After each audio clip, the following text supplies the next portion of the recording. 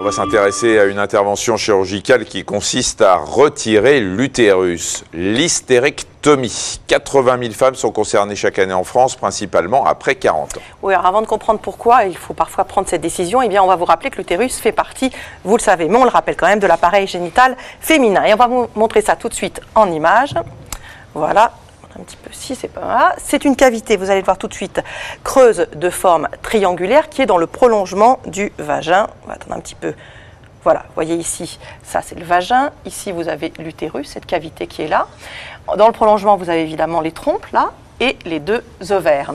Alors, l'utérus possède un col qui est situé à ce niveau-là. Le reste, c'est le corps.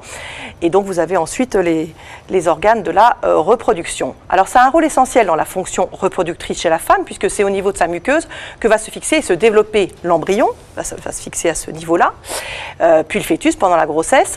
Mais l'utérus peut être touché par de nombreuses maladies gynéco, Michel. Oui, 3/4 des hystérectomies, donc ces ablations de l'utérus, sont réalisées du fait d'un fibrome. C'est une tumeur non cancéreuse dont la gravité peut être très variable.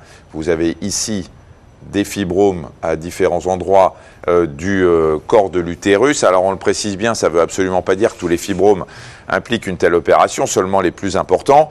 Et ces fibromes sont souvent associés à une autre maladie, l'endométriose. Voilà. Non, attendez, ça, je range. Vous rangez, voilà, on range un peu la table. Voilà, l'endométriose, en fait, c'est quand des cellules de l'endomètre vont se détacher de l'utérus et migrer pour se fixer dans d'autres organes, comme les ovaires, et ça peut provoquer des saignements. Et d'autres causes peuvent justifier cette ablation de l'utérus.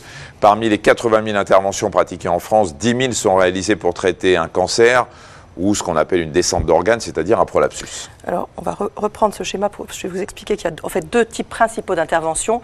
Soit on retire seulement l'utérus, c'est-à-dire qu'on va retirer vraiment uniquement cette zone-là et on laisse le col en place. Soit, et c'est le plus fréquent, on fait ce qu'on appelait avant la totale, on enlève également le col utérin et puis ce qu'on appelle les annexes, c'est-à-dire les ovaires et les trompes.